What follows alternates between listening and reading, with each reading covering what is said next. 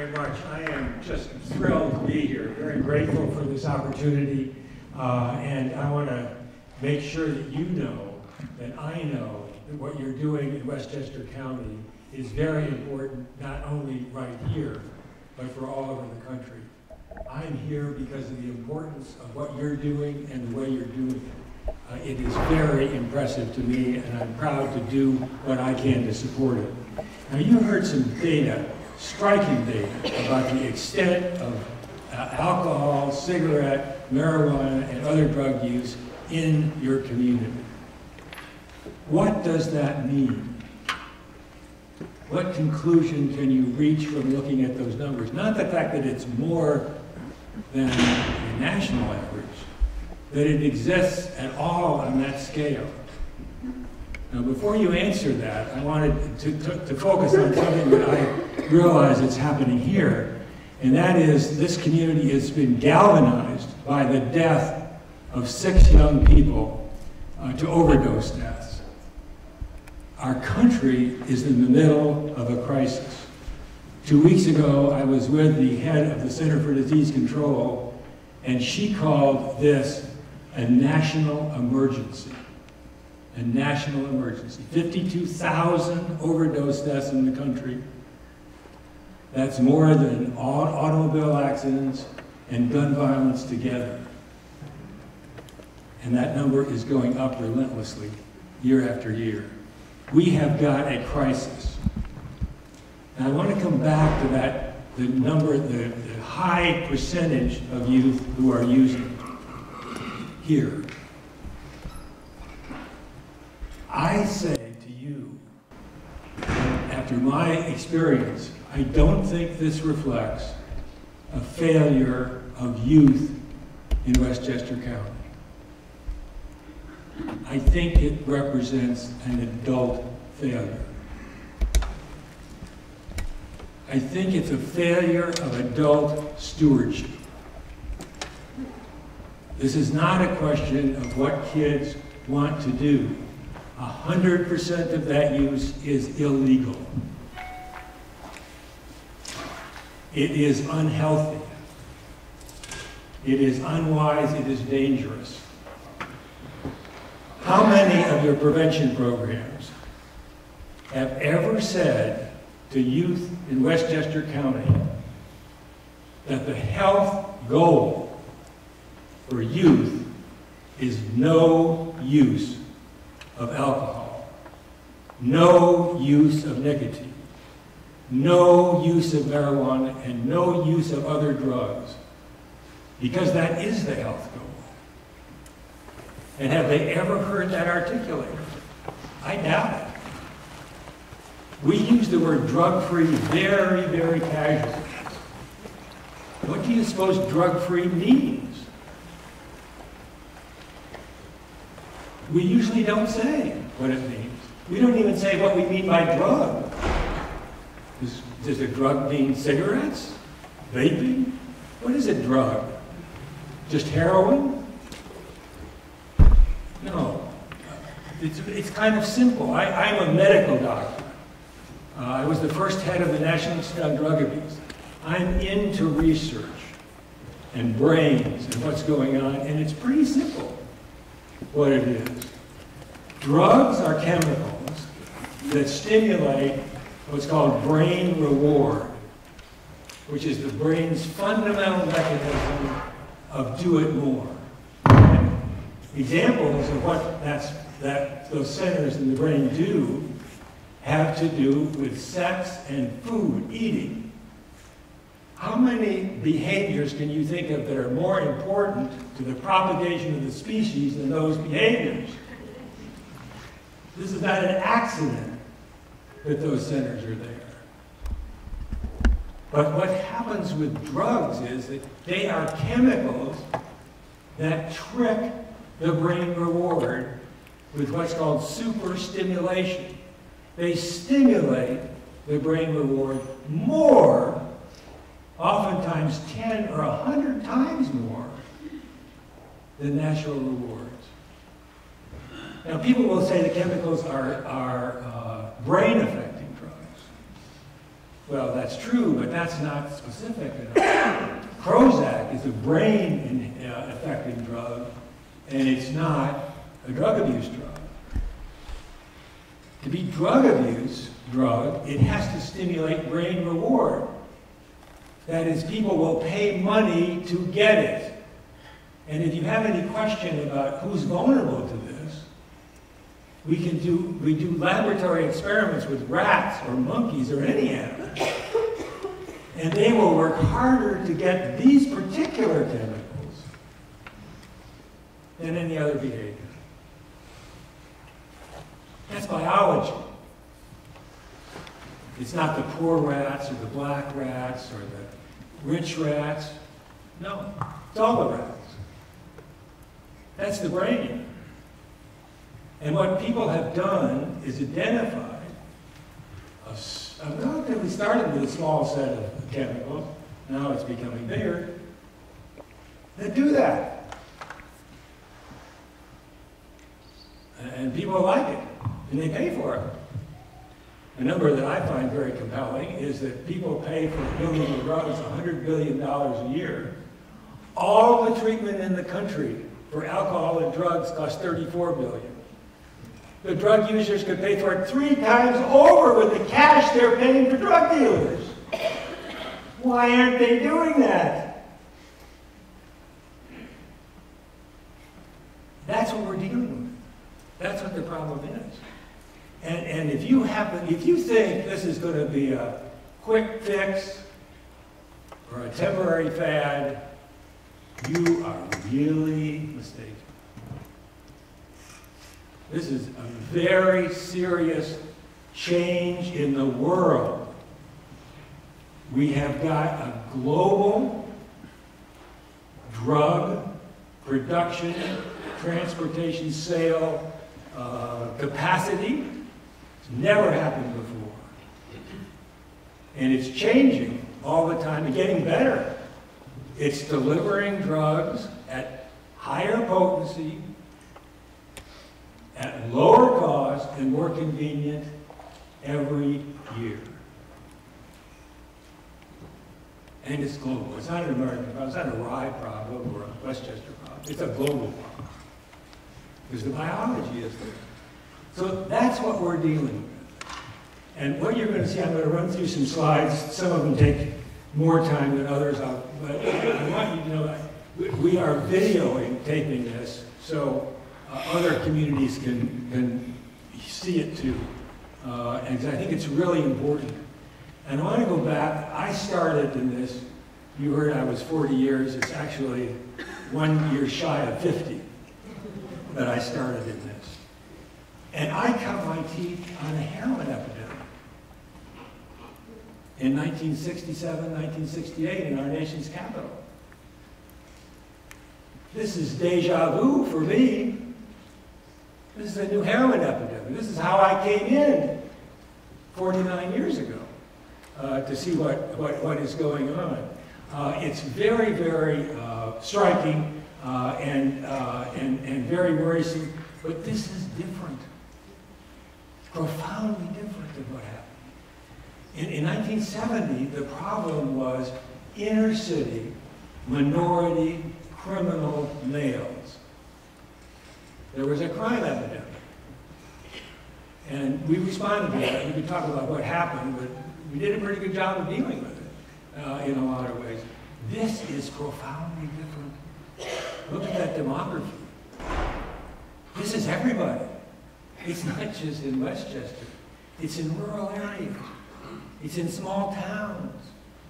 It's in the Midwest. It's in the South.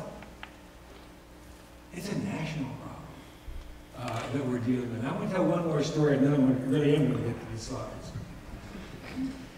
When I was the head of NIDA, the National Institute on Drug Abuse, a mom from Atlanta, Georgia, wrote me a typed letter, 2 pages long.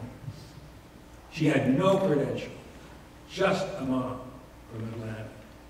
And she was concerned, and the country was dealing with a sudden upsurge of marijuana use. And I'm going to show you some data about that, of marijuana. And she was concerned about She wrote the letter and said, I was part of the problem. What did she mean by that? She said, you are caught up in battling where marijuana fits into American society, and you're never going to get out of this. The issue isn't about marijuana, it's about kids. And if you could just say, it's important that kids not use, all the controversy goes away. Nobody thinks it's a good idea for kids to use drugs. Alcohol people don't say they don't want you to use alcohol, and the tobacco people. The marijuana lobby people don't think it's a good idea for kids. They say that.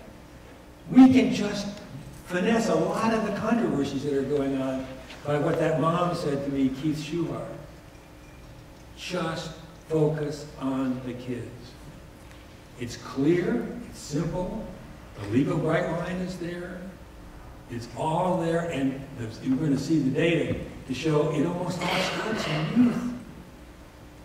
The thing we can go in and think about that. Now, I said to that mom, you need to write this up.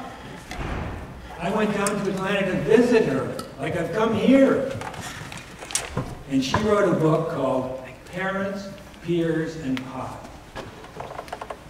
And that book triggered the parents movement. It was published by the government printing office, and more copies were published of that book than any other book the government printing office had ever printed. It triggered a national response. I'm going to show you data about that. But it was very, very striking. I think we're on the cusp of another episode like that. And I wanted, so you can carry away with you a simple point. All the drug use of youth is related. It's not about this drug, it's not about that drug. It's not about whether they're driving or not driving. It's not about binge drinking, it's about drinking. And if you can get that idea in your mind, you've got what I'm saying. And I'm saying we need to work together. How many of our kids have heard their pediatricians tell them the health goal is not to use any drugs? I'm going to say pretty much never. How many have had their coaches tell them that? How many have had their, anybody tell them, parents? They don't hear that. And I think it's really important that we get into that. So let me go ahead. I'm going to go on with my slides, and I'll go through some of them quickly. But I want you to know that however quickly I go over some of these, they are going to be available to you, so you'll all be able to get the slides if you want them. And they'll be available for the video also, so that's kind of a good thing. Okay, let's see here.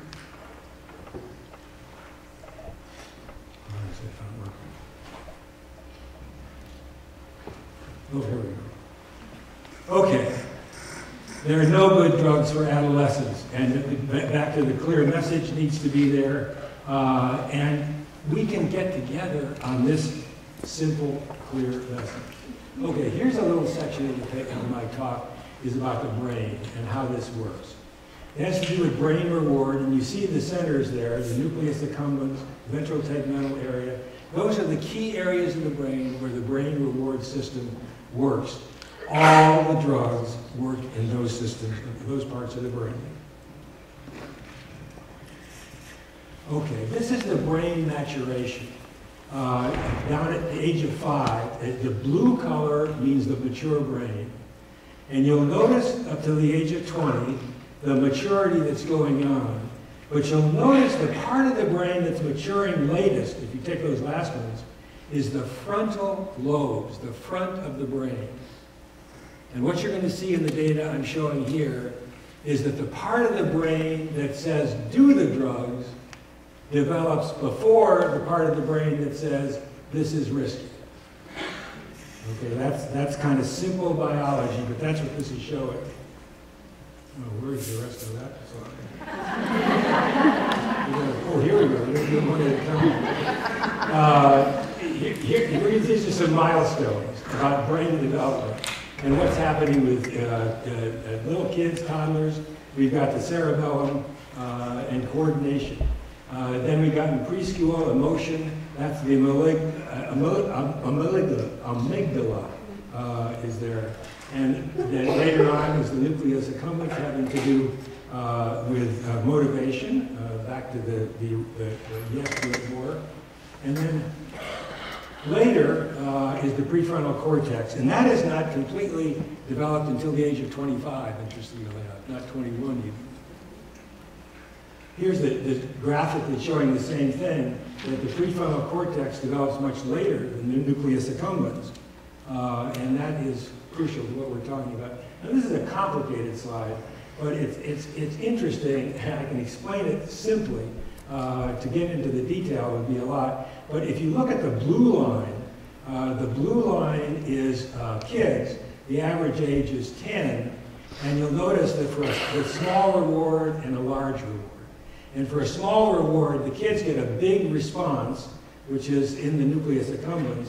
So a little kid gets a little praise, gets very excited about it. You'll notice the adolescent line is the black line, and the teenagers, those are average 16 years old. They don't get so excited about the small reward. But now look at what happens with a large reward. And you'll notice that bigger than the adults, the adults in that picture are the green line. And that standing out, that black response to a large reward is adolescence. So when something happens to reward the brain, they get an unusually strong reaction to that, just in brain biology. Okay, so this is my message. Adolescents are uniquely vulnerable to the brain reward and to the risk-taking that is at the root of all of the drug problem. Okay? Not too complicated. Now this is a stunner. This is what year did people first start using drugs? Look at those ages. 95% of it is before 21. And the peak is 16 and 17, but lots of it is 12 and 13. Look how much is over the age of 25, 0.3%. This is not rocket science, folks.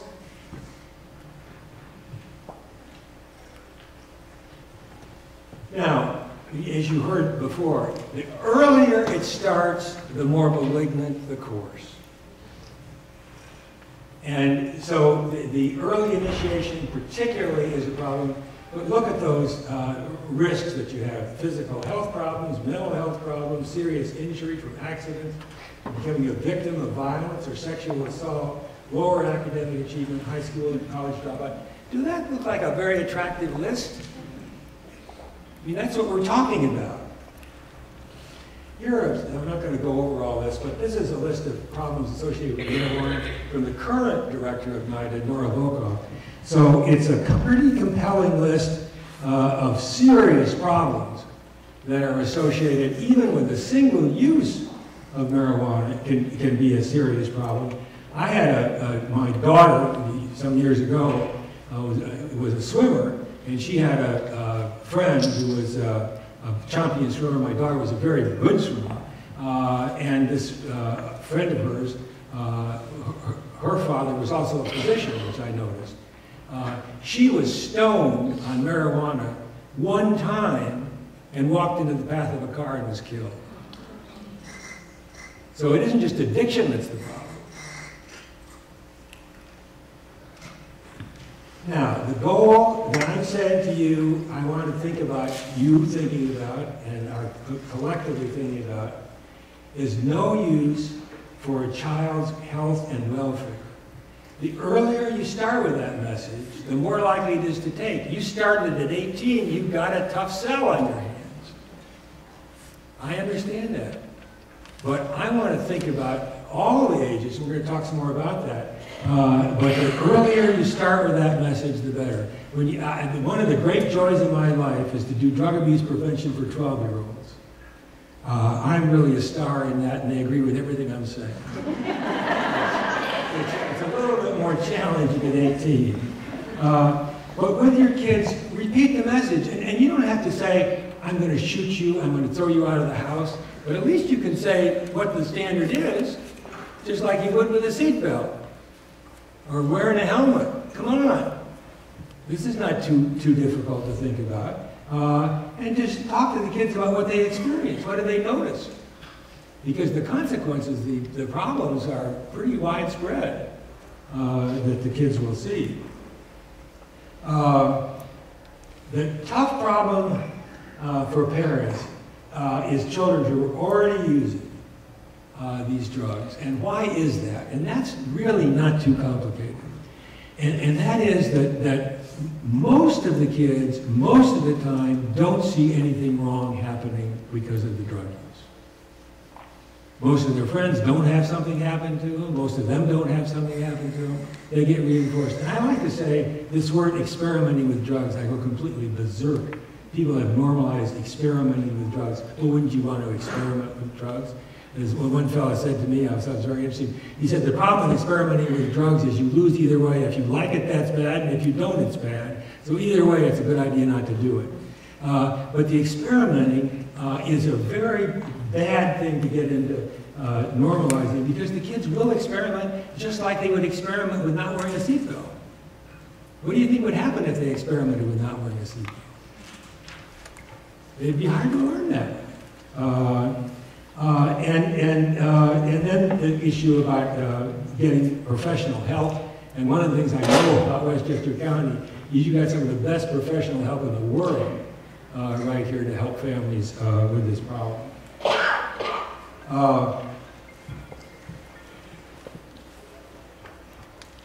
There's a question about what to do. One of the things, we were talking about these 6 families who had tragic losses of young people. And of course, I don't know any of that, and I don't know any of the stories really, but I can tell you from working with a lot of people who have families who have had lost people, is that they usually have had a lot of problems with drugs for quite a while before the death. They've usually been in treatment programs, they've had all kinds of interventions, they have tried mightily with it. I think that the public generally doesn't understand the power of the addiction to take over people's thinking and drive their behavior. And what a challenge that is to deal with, especially in our society where we don't want to tell somebody else what to do.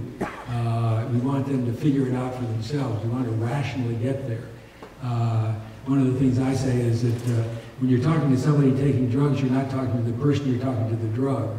But it's a very tough problem, and I'm very sympathetic with them. The model for recovery is what happens to physicians in this country. Physicians who have addiction participate in what's called a physician's health program, and what happens to them is they are drug tested for alcohol or drugs for 5 years. Every day when the physician gets up, he or she has to call or go online and be tested that day. A single use of alcohol or drugs and they're out of their practice. 78% of those people, addicted physicians, never have a single positive test. And they also are deeply embedded in AA and NA. And let me just say that, again, from my heart, I want you to remember this, if you've read everything else, is I'm proud to be an American for a lot of reasons.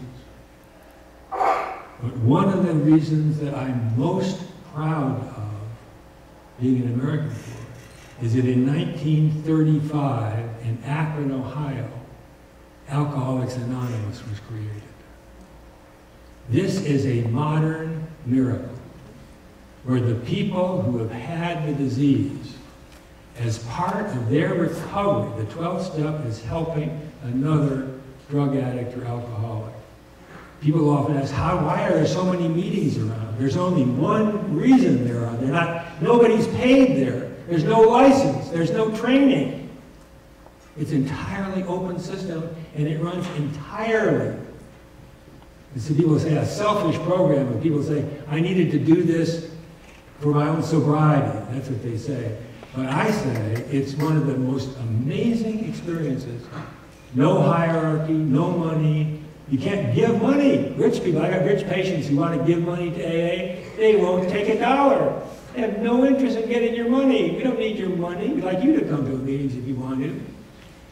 It's a heck of a thing. You all need to go to a few meetings and get inspired because they're full of inspiration. And those doctors are all going to meetings. I think it's really important to get healthcare providers engaged in this, and I'm working very hard with the American Academy of Pediatrics. They have had a new statement for pediatricians in the country about this goal, and I'm proud to say I've been part of that group that's done that. And I think it's a wonderful thing that the pediatrics, it's hard to get across to the individual pediatricians, but at least the AAP has been very clear about this, and you can help about it when you're dealing with a pediatrician to help encourage them to be more directive about it.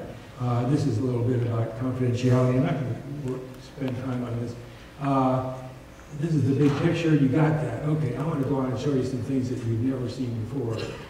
Between 78 and 92, there was a 60% drop in youth drug use. I'm going to show you that in just a minute. This is a public health triumph. There's anything quite like that. And it was done by families. It was done by coalitions like this. That miracle happened. Okay, this is going to take me a minute. This is past month. This is any use of any alcohol, any cigarettes, any marijuana, or any other drugs, or those three drugs in this picture, by high school seniors from 75 to 2015. Oh, by the way, the Monitoring the Future program, I started when I was in the White House. I'm very proud of this program that started in 1975. That was when I was the White House drug czar. Anyhow, so if you go back and you look down at 78, you'll notice that all three of them peaked in. You see that? They're all peaked at the same time. How strange is that?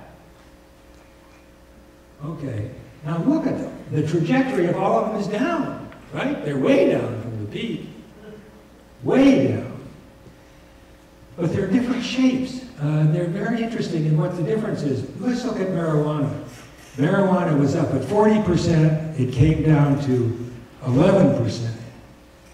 That was the effect of the parents' movement. What happened after that? It's become pretty much flat. It went up and then it's now flat. At, what is that? 20%. Yeah, 20%. That was the marijuana legalization movement. That was the medical marijuana. That was the normalization of marijuana in our society that we're still beginning to grapple with where that's going to go. But that's what changed that trajectory. Look at cigarettes. You notice the cigarettes were pretty flat, and then the bottom fell out of the cigarettes. Well, most of that has to do with the Truth Campaign and the money that came from the tobacco settlement, which has been a model for public education. It's a heck of a thing. It went down from 40% to 11%. But it's mostly later that's happened, and part of the reason it's down is because of vaping. So it's not altogether a happy story. But look at the alcohol number, 70% down to 35. I don't think anybody else has told you that's come down like that. But this is national data. Okay, here's the most important thing I want to talk to you about. Our contribution is to think about not alcohol, not marijuana, not cigarettes, but all of them. My message is put them all together, because they all go together. So the question I asked Lloyd Johnston for Monitoring the Future, he had never looked at this before, is what percentage of high school seniors have never, or have not used in the past month, this chart, in the past month, have not used any alcohol, any cigarettes, any marijuana, or any other illegal drugs. These are called abstainers, okay? That number was 16% in 1982. It is now 50%. Do you know that 50% of American high school seniors have not had any alcohol, any cigarettes, any marijuana, or any other drug in the last month? That's a hell of a number. And look at that trend line. You want to see some good news about drugs, look at youth and how many people there are. But the next one is, I think, also very striking. It's lower down. But this is that people, think about this, high school seniors who in their lifetimes have never used any alcohol, cigarettes, marijuana, or other drugs. It was 3% in 1982. It's now 25%. A quarter of American seniors have never used. That's pretty striking. Our goal, my goal, is to raise these numbers, support this, get some adults getting in the game. Now, this is, you're familiar with this, and we saw that from your local data here, but you see the growth over time of these numbers with age. That's not very surprising, but it's important. Now, this is a little different. This is lumping together the way the household survey does it. It lumps 12 to 17 and 18 to 25. And you'll notice that in the 12 to 17, a lot of those people are 12, 13, 14 years old, but you'll see there the alcohol number is 11.5, whereas in 18 to 25, it's nearly 60%. That shows you, in fact, that 18 to 25 is the peak age for drug use in the country, for everything. And after that, it's down. It's not up. Okay, but this is the one that I want to show you that's just my most stunning slide, I think. So we look at this data for 12 to 17-year-olds, and we ask the question, we start with a group who in the past month have not used marijuana. So I got one group in the past month have not used marijuana. And then I've got another group in the past month who've used any marijuana, even once. And then I ask the question, what is the likelihood in those two groups of using other drugs? Just marijuana. And just use or no use. This is not complicated. But look at this number. Of the kids who had not used marijuana in the last month, 7.6% had used alcohol. 7.6%. Okay? Of the kids who had used marijuana, 61%. Is that striking? That's all the difference it is. Look at the other drugs. Binge drinking. Binge drinking, as you heard, is 6 or more drinks at least once in the last month. That's binge drinking. And heavy drinking is binge drinking 6 or more times in the month. And you'll notice there's those stunning differences. For example, in the heavy alcohol use, 3% versus 41%. And the only difference is they use marijuana. Now, before you jump on marijuana, I want to tell you I've got exactly the same slides for both tobacco and alcohol. So it isn't just marijuana. Those are the 3 gateway drugs. And if a kid uses any of them, they're highly likely to use the other ones.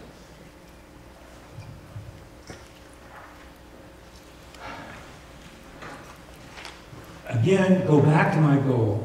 Is no use of these substances for reasons of health. And it's very important that it's not moralistic. It is a legal matter, but it's not for the legal reason. It's legal because it's unhealthy. But the issue is health, just health. And then we got 3 gateway drugs, and they all go together. And prevention is not about this drug, and not about that drug, and not about this setting and that setting. It's about use. That's what it is. Okay, so I got this idea. Prevention is possible. And that's what that abstainer data shows you. That it's not pie in the sky. It's not an empty goal. It's something that is it's not only possible, but you've got growing percentages that are actually doing it right now. And I recommend teaming up with the Adolescents health provider and others, and teachers and everybody else, everybody get into the act about this. Now, I don't want to end quite yet. Don't clap, please. Even those 3 people who want to clap, to restrain themselves. I want to be able to have, I'm going to have questions and have you ask questions. But before, I just want to say one thing. I had an experience last fall that was really life-changing for me. And that is, I was asked with a small group, who included Bertha Madras, who I understand has been here to speak. She was of the same group I was. Went to the Vatican to work with Pope Francis on a statement about drugs. And Bertha and I were the key people writing that statement afterwards. And it was a wonderful experience. And for all the deficiencies in my presentation today, of which there are countless, on the website of our organization, the Institute for Behavior and Health, is my entire 27-minute presentation at the Vatican. So I encourage, if you haven't had enough, take a look at that. And that's something that I'm very proud of. So I'm going to just end here. Well, let me see if there's one other slide I need to show you. This is the Institute for Behavior and Health. It's a 501c3 nonprofit. Here's our websites. The first one is the one that's got the ibhnc.org. Okay, I want to end here before you have questions.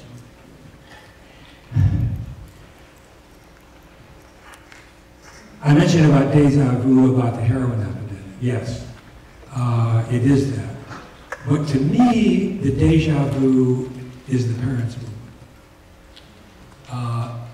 I think you underestimate what's happening right here. I think you underestimate what those 6 deaths mean. I think you underestimate what that data about your kids' drug use means. I think you underestimate what you can do together to deal with this. Not in a mean-spirited way, not in a hostile way, but in a loving, generous, thoughtful, steady way. To help people grow up without using the drugs. And when you do that, you get them to the adult period, and the whole calculation is an entirely different calculation when you get to that place. But to think that the youth drug use is immutable, and that all you can do is tinker around the edges of it, I think is not doing a service to young people, and it is not recognizing the capacity that you have and other families have, and getting other people to get involved with it. Everybody who cares about kids needs to be involved in this, needs to work together to do that. But you can't do it unless you can articulate the goal clearly. If you don't do that, then people are not going to understand what you mean by drug-free. It's going to be whatever they may think about it, what it is. So that's what's really important to me. So I will end there, and I thank you very much for this opportunity.